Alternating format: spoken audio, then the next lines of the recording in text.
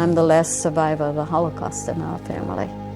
Behind the words, pictures, and artifacts in the museum are people whose stories of survival and hope come alive to inspire new generations of upstanders. One by one, these stories stir the soul.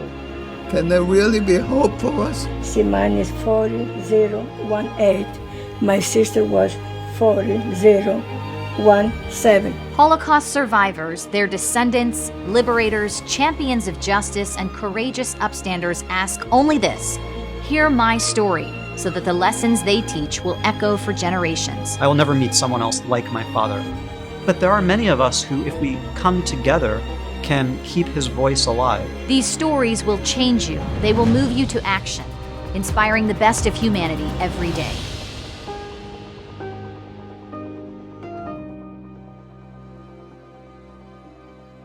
I'm Jackie Congedo, and today's conversation is with Sister Nancy Linenkugel. In the 1970s, as a young Franciscan nun, Sister Nancy taught 8th grade language arts at a grade school here in Cincinnati. A lesson on the diary of Anne Frank caught her students' attention and sparked questions that she couldn't answer. She leaned in with a spirit of curiosity and wrote a letter seeking information about Otto Frank. Otto, of course, was Anne's father and the only member of the Frank family who survived the Holocaust. What happened next made such an impact on Sister Nancy that she sat down to tell us about it 50 years later. Hosting today's conversation is Director of Collections and Exhibitions here at the Center, Corey Silbernagel. All right, well, Sister Nancy, I'm so happy that you came to visit us today and took the drive here. It's been a few years since we met. We met in 2017. I had not been working very long at the Holocaust and Humanities Center, and at that time I really felt connected to learning about the stories of Holocaust history within our community. And it was such a joy to meet you because you brought a story to us that was quite different than the stories of Holocaust survivors that had settled in our community. So I'm thrilled that you're back today to share a little bit more about that story. Before we get there, though, can you tell me a little bit about yourself? Certainly, Corey, it's a delight to be here, and thank you so much, and congratulations on the gorgeous, meaningful, impactful, powerful Holocaust and Humanities Center. It is such a treasure for not only just Cincinnati, but I'm sure it's got great reach. Thank you. Well, I'm a Franciscan sister, Catholic sister. My mother house is in Sylvania, Ohio, which is up by Toledo, northwest Ohio, just right up 75. And I started off as an 8th grade teacher, and then I have done a number of things in my life. I've been a hospital CEO, I've been a college president, a university dean, and just 3 years ago I was elected to be the congregational minister of my order, which in other term could be Mother Superior, but we don't really use that. Wow. And so now, shifting back to my very first job, you might say, in the convent was I was an 8th grade teacher here in Cincinnati at St. Anne's School over in Coleraine Township, Groesbeck. Today, I believe it's called Our Lady of Grace School because several schools merged. So I was teaching 8th grade language arts. And of course, 13, 14-year-old school children in reading get to do a part of the Diary of Anne Frank. So we did that, and it was in our reader. A great excerpt from it with some lovely pictures, some not so beautiful pictures, but lots of things to stimulate the students to really read it and not just say they read it. You know how 13-year-olds can be. Yeah, absolutely. Well, so we're going through the diary, and one student said to me, "Sister, is this picture true?" And I looked at the picture, and here it was, a group of skeletal, emaciated prisoners in striped, ugly outfits trudging along in a snow-covered road, and the caption was, "These persons survived Auschwitz." And Otto Frank's father, Anne Frank's father, Otto Frank, could have been in this group. And he is still living today in Basel, Switzerland. So a student brought this picture to me and said, is this true? Is he still alive? Could somebody still be alive after all that? I had never thought of that before. So I looked at the copyright on the reader. Now, the year was 1974. I mean, this is ancient history now. The copyright on the reader was 1968, and I thought, well, could that be that Mr. Frank is still alive after such an experience? Now, in those days, there was no internet on your phone, in your pocket that you carry around with you. You can instantly look up anything. I didn't know what to do, and I had no access, so I went to the library, the Cincinnati branch library right there in Groesbeck. And the librarian was very sympathetic, and I took the picture and I said, is this true? How would I find out? So she tried a number of avenues and finally said, well, you know, sister, I have no idea either, but the diary was published by Doubleday. So why don't you just write a letter to Doubleday and maybe they know? Okay, so I write a letter to Doubleday and inquire about Mr. Frank's existence. And then I forgot about it. Life went on, school year went on, we went on to other things in the reader, and it must have been a couple months later, 2 months at least, and I receive in the mail a very thin onion skin airmail envelope with the return address Schweiz, Schweiz. And I thought, well, what is Schweiz? I have no idea. And it was addressed to me right there in Cincinnati. So I carefully opened it up, and it is a letter from Mr. Frank himself saying that Doubleday had forwarded the letter that I wrote. Yeah, wow, that must have been so exciting to you. I couldn't believe it. Tell me a little bit about the letter that you wrote to Doubleday. What did you include in that letter? What did the students want to know? They wanted to know if he was still alive. Yeah. And so I told them the name of the reader we were using, the copyright, and that it had an excerpt from the diary. And here's the picture. I'm not sure. I'm sure I didn't photocopy it or anything because we didn't do much of that in those days. Yeah. We had mimeograph machines back then. So anyway, I just asked what was his status. Is he still alive? And so. Wow. Yeah. So what did he write back? Well, he wrote back. There's that Doubleday had forwarded my letter, and he's something like, "I'm very much alive," or whatever, and living here. And since you're a teacher, maybe I could suggest whatever. But so get this letter, and I think now I am an 8th grade language arts teacher, which means I must teach them how to write a letter. So, ding, I've got his address, I've got some information about him, I've got the fact, oh yes, he's very much alive, and he is living in Basel, Switzerland. So, we launch into a letter writing lesson, how to do the date, how to do the inside address, what do you say, this is a professional thing, how do you close and all that.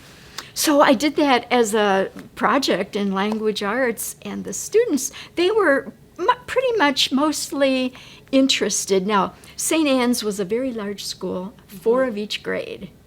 So there were 4 8th grades. I had homeroom of 1 8th grade, and then there were 3 other rooms. So, but I would see those students all day. Yeah, at different times. So that meant 120 students who were learning about this. And so I gave them the choice. If they did a very neat handwriting job on their letter, and if they did a beautiful job, perfect inside address and all, then I would consider sending their letter to Mr. Frank, that very letter to him. And so about 20 or 30 kids decided that they wanted to do that. So I got stamps. We just, instead of putting it all in one envelope, it was more fun for them to write his name on the envelope, Yeah. put an What a airmail great stamp. lesson. So those all went off, and we didn't think about it anymore. And then he sent back a very large composite letter answering all their questions, which they asked all kinds of questions. Wow. And so then they were satisfied, but then I kept writing back and forth to him, and then that started a friendship, Yeah, and yeah. we were able to make a trip. Yeah, oh, I'd love to hear about that. First, though, tell me what were some of the questions that the students asked him in their letters? The main question was, do you still have the number on your arm, and what was it? I mean, a terrible question for, Yeah. but you're 14 and Yeah. you are curious about Yeah. that. That was one of the first things he wrote. My number was 4127, or I can't remember exactly. Yeah. Questions about, well, how did you survive every day in the annex, because the food wasn't Yeah. very good, couldn't go to a restaurant, and you had to be quiet all the time. And questions, more practical questions. What do you think, why do you think the students felt connected to Anne Frank and her story? I think mainly her age, Yeah. that she was 13, 14, 15. She got the diary for her 13th birthday and had started writing in it. Well, she really wanted to be a writer. And so some of the students who were really good with words and they liked English, they could identify Yeah. with that. But then we would talk about, imagine, in the morning when you get up, you cannot make noise, you can't scrape the chair, walk around. You Yeah. have to be quiet all day long, and then when people leave the office building in the evening, then maybe you could move around and talk. Just for them to think about what that would have been like. It was very compelling Yeah. to them, picturing Interesting. themselves. Interesting. Yeah, I do think that sharing personal stories like the story of Anne and all of those that were in the annex, it helps us all understand, right? Absolutely. It can shed light in ways that a history book cannot. I think it's amazing that, today Anne Frank and Otto Frank, too, are these internationally recognized important figures of history. What was that the case then, too? I'm curious, as you're teaching, the Diary of Anne Frank decades ago, was she so well recognized? Was there this international fame that family is recognized with today? Well, it was starting. Auschwitz was liberated in 1945, so Otto did survive that, remarried a woman who had the same fate of her family as he did, and so they got together, and I think they married in around 1952. But one of the helpers in the secret annex was Miep Gies, who was such a wonderful friend. Talk about loyalty and endangering herself and the other helpers, endangering themselves to bring food and all. Well, after the Frank and others' family were discovered in the annex and taken out, his briefcase saved him because it said he was a soldier, a German Interesting. Yeah. officer. I'm not really sure exactly, but so when the Nazi person that came in saw him, thought, oh, he's a high-ranking person, so they didn't just shoot them all then, and so they left. But they left it in a mess. They ransacked the whole place. So Miep went up later, was looking around at things, collecting things for the family, and found the diary and papers and all that. Saved it. So when she gave that to Otto, he did not want to do anything with it at first because it was just too painful. She encouraged him because Anne had wanted to be a writer, and she was a good writer.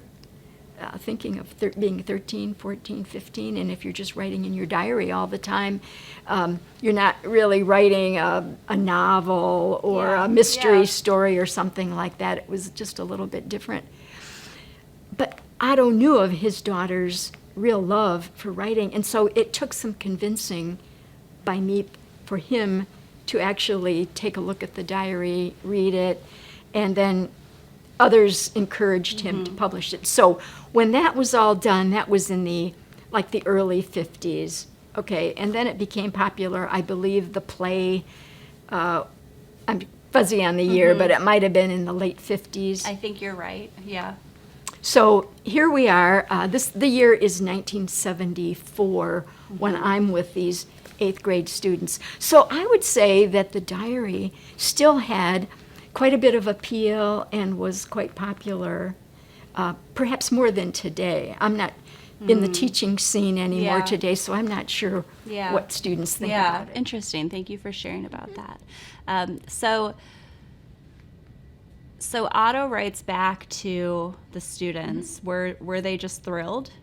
I mean, this is a real world lesson that they're receiving, and one that they hadn't expected. And you hadn't expected. Well, absolutely. I just didn't know what to think. I lived in the convent at the school. We had 2 sisters and 2 lay teachers in every grade. So 8 grades, 2 sisters times 8 grades, 16 sisters, plus the principal, that's 19, plus the librarian, that's 20. So there were 20 of us sisters living at the parish convent, and they were all enthralled with this whole thing. I'm sure. And they just were so taken with, imagine it was a student question that started this. Aren't you glad that you thought about it? And as teachers, all 20 of us, we were really just devoted to those students. It wasn't just a job and, time is it now? And, oh gosh, aren't you ready to go home? Whatever. No, it was, we call it a ministry, and we just all taught. Now, I didn't stay in 8th grade teaching because I was invited to do other things in my ministry, but we have plenty of our sisters who spent 50, 60 years in the classroom because of this very philosophy of how can you be the best for the students. So, Corey, if I had ignored what that student asked, just think of life would be different, and I could have dismissed that person saying, well, I don't know, what do you think? No, probably not. Oh, I'm sure not. No. So when that response from Otto, but I was more impressed with Doubleday because they just didn't toss the letter in the basket. Yeah. I have forever wondered about that as a company. Is that part of their philosophy? Is that how they treat potential book buyers and all? Because now I'm thinking very positive thoughts about Doubleday, but that they took the time to forward it. And then Otto Frank took the time to receive it, and I mean, it just all came together. I would love to know who was the person at Doubleday that received the mail that day. Yes. Whose desk did it end up on?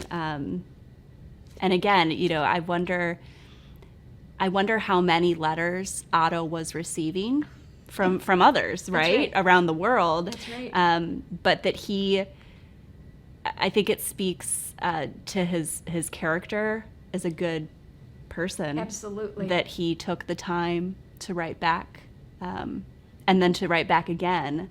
And you had started to tell me that you continued writing with him. Yes. So tell me a little bit more about this friendship that developed over time. Well, the students were satisfied after the letter, the main summary letter that he sent, and they all wrote to him. But they all wrote to him, and then the summary letter came, and they were satisfied. So I kept it up as correspondence, and with mail, no more, it wasn't instant email. It was write a letter, put it in an envelope, postage, send it off, weeks, a month, then we'd exchange our letters. he would send me pictures, and it was just a wonderful opportunity. And it was more of a focus, he and I, not so much Anne was not the main attraction anymore. Yeah. It was just seeing him as a good person. And so an opportunity came up for a trip to Zurich. Now this, one of our, I told you we have 20 sisters there. Yeah. One of the sisters had been a Bowling Green State University alum. And she got a brochure in the mail. The Flying Falcons were going on a tour of Zurich and Switzerland, and the alum could go and bring anybody else. So the sister who got this showed it to me and said, "Do you want to go to Switzerland?" And I said, "Oh my gosh, what?" And she goes, "Well, I'm not going, but you could go because you're related to me. You could get in on this. So why don't you think about it?" And you can meet this Absolutely. wonderful person you've gotten to know. Absolutely. So it all worked out. My sister, I have 4 brothers, 1 sister. I'm the oldest. And my sister was in high school at the time. Here, I'm 24, 25, and she's 8 years younger. She's in high school, and so my folks felt that she should go with me on this opportunity. So we went to Switzerland and spent mostly the headquarters was Zurich, and then we did spend a day with them in their home in Basel. But it was exciting correspondence leading up to that, to go there. And the last letter he wrote to me, he said, "Now, when you get to Zurich, ring me up. Here's my phone number, and we'll make plans. I'll tell you what train to take and what to do." So we get to Zurich. I'm in a habit. I'm a nun. My sister, she's high school. We're just 2 American tourists loose in Switzerland with the Flying Falcon group, of course. Yeah. But we didn't really have to do anything with them because they knew we're just talk. Oh, this is what we're doing. This is what we're doing. And so we get over there, and after a day, I did ring him up, and he answered. He sounded like your grandpa, just so, you know, special person. So he said, "Now you're going to take the train from Zurich to Basel. You take it at 10 o'clock on the 31st. I'm not sure if that was Wednesday or Thursday. I think it was a Wednesday. And so then you'll get to Basel at 11. I'll be waiting for you. You'll know who I am because I'll wear a white cap. And that will be, then I'll take you to my house." So in those days of the early 70s, I was not a real crafting person, but I did make copper tooling. It's just a very simple technique where you're working with thin copper sheets. You tool front and back designs. Then you put a sulfur compound so it turns black. Steel wool, you rub it, and it takes off the high parts. And so you've got a neat thing, and then you nail it onto a board that you paint black. Well, I was having good success with some of these things as gifts, so I thought, well, I'll make one that's the Magen David.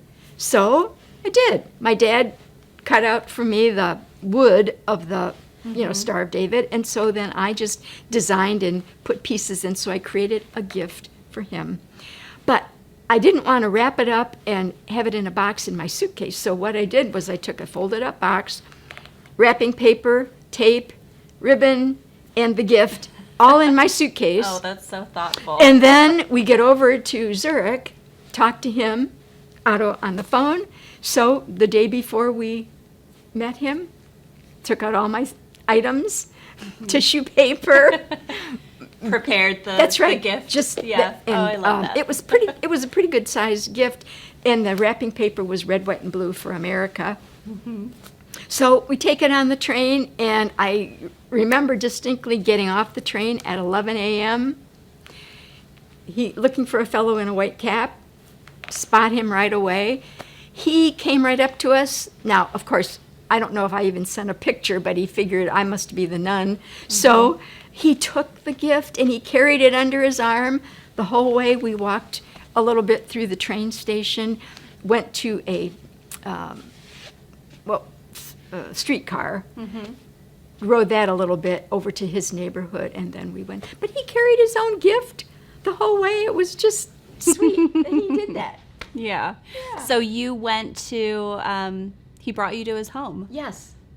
Opened the gift, and how did you spend your day with Well, him? as soon as we got there, so if we arrived at about 11 in the Basel train station, and we got, with different delays or walking and getting on the streetcar and all, it was probably about 11:30 or 11:45.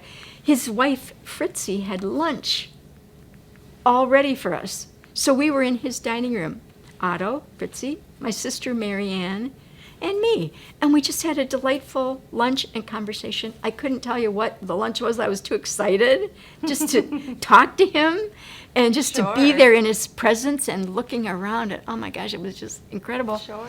So then after lunch, we talked for just a little bit. But then he said, now, Fritzie and I always have to take a siesta in the afternoon. Now, he spoke beautiful English. So we're going to go take our siesta, and you make yourself at home. Here we are, strangers from America in their home. The first day you've met in person. That's right. We had just had a meal together, and we're talking. So they go off, take a siesta, and here we are. So we're looking around, and I had a camera. I borrowed my dad's camera because I didn't even own a camera. And I'm taking pictures of everything. But I distinctly remember a bookcase, a built-in bookcase in his living room. Not real big, just a few shelves. But the books on it were amazing because they were in several languages. Some books were in German. I could tell from the title. French. Perhaps more Dutch, because you have the circle and the lines through the letters. And then there were books in English, too. So we just sat there and took a book and flipped through the pages and all that. And then, I don't know, half hour or so later, they appeared and said, well, now you've had a rest, we've had a rest, let's take a tour. So we went on a walking tour of their neighborhood, just walked down the street and went to a little cafe not far away and just had a bite to eat. Then they took us through the city of Basel, and I remember the river, and they said, now, when you look over this river, it's Germany over there. I'm not sure if it was the Rhone or the Rhine. I'm not a great historian.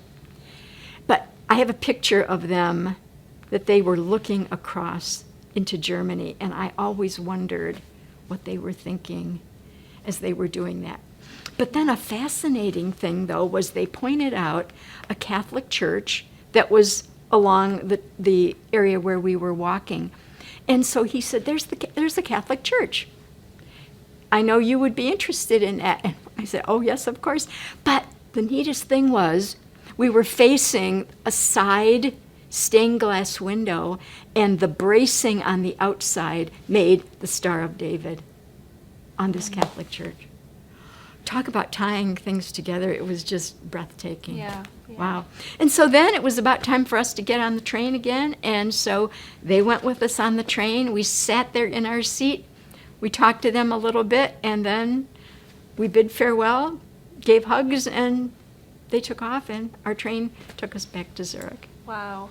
Yeah. So when you came home, how had your life changed from this visit? Well, I was so taken by the goodness of Otto Frank.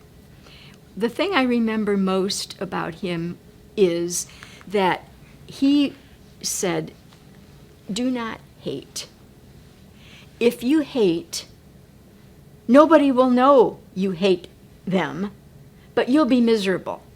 And I always thought that was the most wonderful thing, because if anybody had a reason to be hateful, look what all happened to him. The camps, just the fate of the Jewish people in general. What happened to his daughter and his whole family. They were in that place for 2 years. When you add up everything, if you have a reason to hate, gosh, you'd be the one. But he just kept insisting, that doesn't get you anywhere. Yeah. That doesn't help anything. Nothing. So when I came back, I thought that, boy, that's my part of my new gospel. I need to spread that and just live that, to not be hateful. Yeah, that's beautiful. I think I need to live by that too. It's incredible to think about how, despite everything that he had been through in his life, that much later in life he had so much hope and optimism, or it sounds like it, at least. Absolutely, that he had hope for a better humanity. He absolutely and that's definitely a lesson that we can all hold close today, and we should.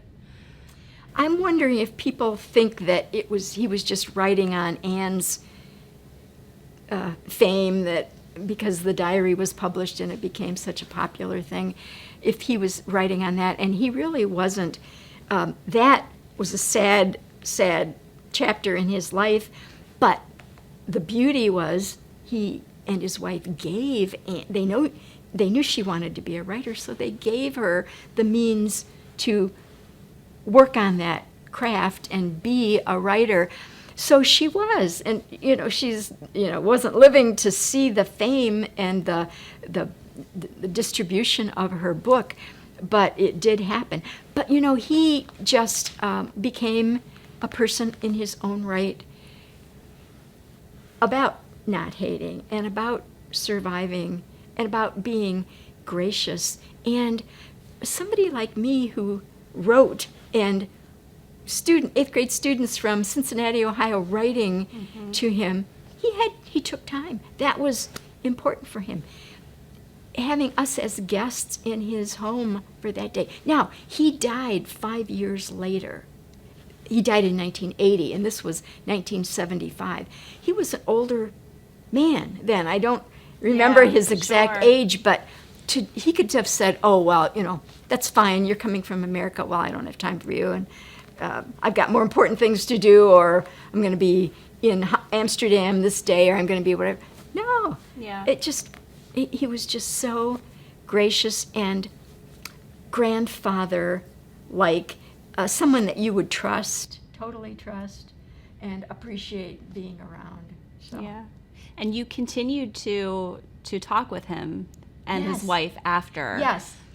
How did your friendship continue after the visit? Well, I would keep writing back and forth about how much we enjoyed things and sending pictures and so forth. So toward 1980, 79 and 80, when he was getting more frail, we didn't really correspond that much. And I remember seeing a picture of him in a newspaper that announced his death, and he just looked very different than when I remember. Yeah. He was more robust, Yeah.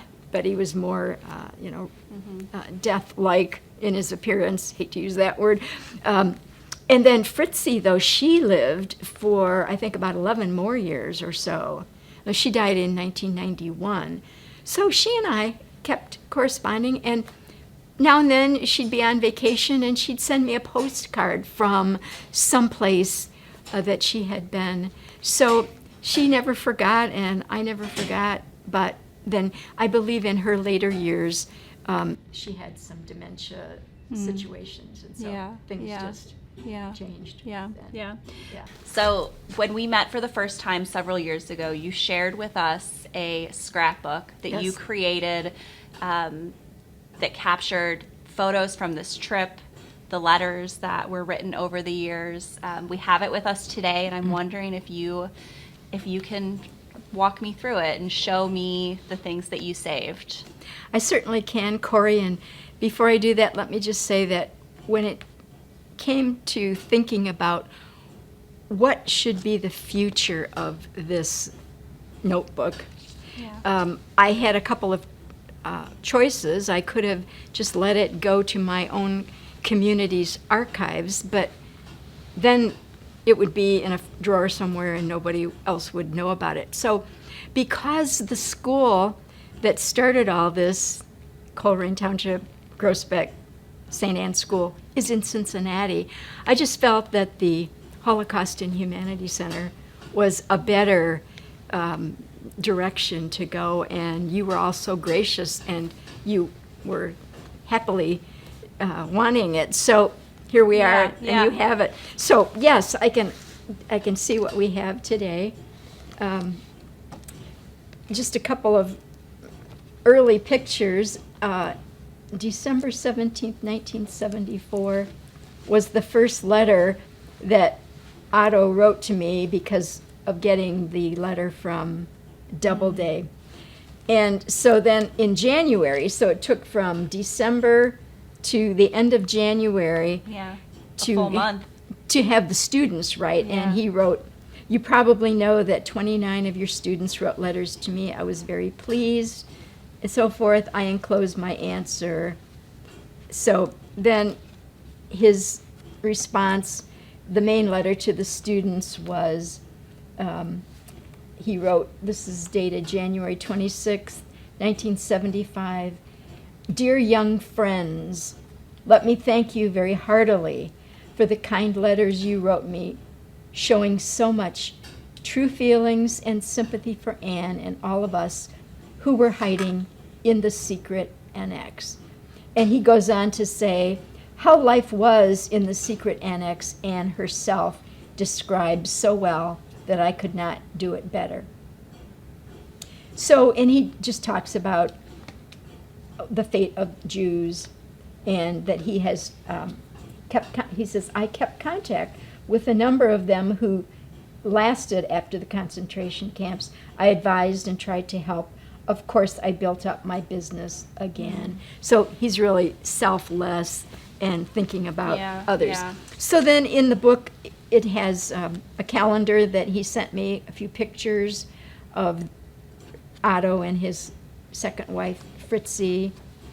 Did he send these photos to the students so that No, they would? he did not. Okay. They were just in a little calendar okay. put together. And then we continued March. The opportunity came along. Oh, July 6th. "Time passes quickly and the date of your departure is approaching. We can imagine you are looking forward to the great adventure. We returned from Amsterdam and were satisfied with the work done by the Anne Frank Foundation." They speak of going to Amsterdam just like we would go to, from Toledo to Cincinnati or Well, and you whatever. had mentioned earlier that he had this grandfather type of spirit and presence, and I think that comes out in this letter because he's just thrilled that you're taking an adventure, that you're experiencing life. Absolutely. It seems that he was just genuinely happy and excited for you. He was, and my sister and I were just two little people in the whole big universe of folks that were interested in him, wanted to meet him, wanted to think about the diary. So it was amazing. And this picture is just, I had it on then, and my sister. So there we were. And then my sister pretty much took these pictures. He's carrying the gift. I see that. Yeah, right. And so my sister or I took pictures, but we were out in his backyard. Look at that picture. He's just such a, that's a grandfather. He gave me a berry from one of the bushes. So it was just really something. And then just more pictures out there. Had an opportunity to be on this in his side porch. He autographed a book that he gave us, which I think I gave you all too at some point. And then September, wrote, both Fritzie and Otto signed it, about a thank you for being there.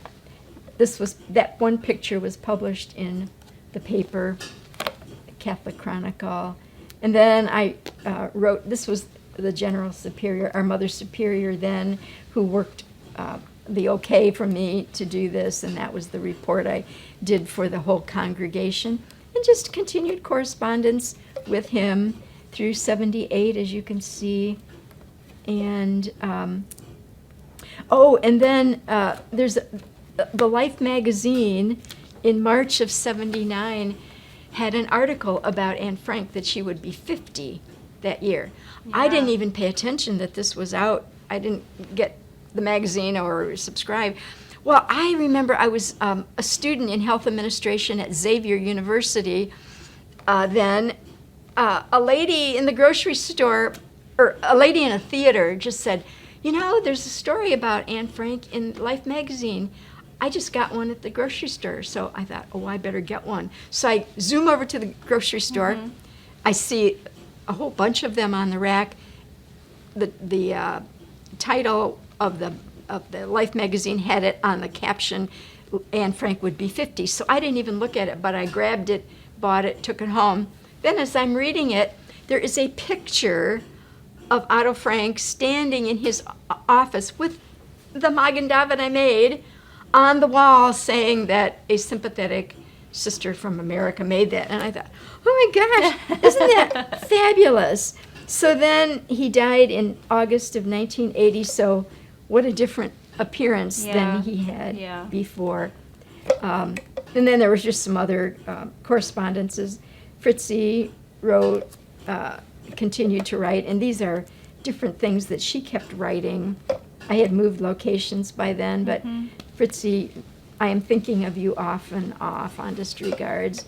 And then in 2000, I happened to take a trip back to Europe, and we saw Dachau and just included some pictures from that and a stone that I picked up on the, I had forgotten these were in here, but yeah. So anyway, and there's another stone that's still intact, but that was just such a incredible thing. And then, this is from 97. I was already a hospital CEO, and the story was of interest, so that was in the Toledo Blade. And there we are. Well, thank you so much for sharing this scrapbook with me. You know, one of the things about this entire story that's really meaningful for me, and is memorable for me, having heard it, you know, years ago, something I've always kept in mind is your connection with Otto Frank, someone who had an entirely different life of experiences across the world. What do you think was important about that connection for him? What was important to you? Why did it exist in the first place? Well, I at first was wondering that myself, because he gets so many inquiries. He's a worldwide known figure, and to be so gracious and responsive to just little old me back here in Cincinnati, Ohio, was just mind-boggling to me. But as I thought about it, and as life has rolled along, and so now I can look back almost 50 years later to say this was really something, while a student's question started it, and if I hadn't gone in that direction, this would probably not have happened. So taking the opportunity that the student is important, and what the student has on his or her mind is important. Well, from that starting point, so the diary was the starting point, but as things went on, it was just between Otto, Fritzie, and myself, seeing me as, he used the adjective sympathetic at one point. Your sympathetic sister, you and your sympathetic sister came to visit us, and that's true. But I was more taken with him as the person that he is. All of this that happened thrust him into the limelight. But what he did with it was just be a beacon take that limelight and make it a beacon for the world of peace and of goodness and not hate anybody. Yeah. So what did he see in me? Perhaps the fact that I was an educator and maybe I could continue doing that. And even if you're not in a classroom, there's not a day that goes by that you don't teach somebody something. Yeah.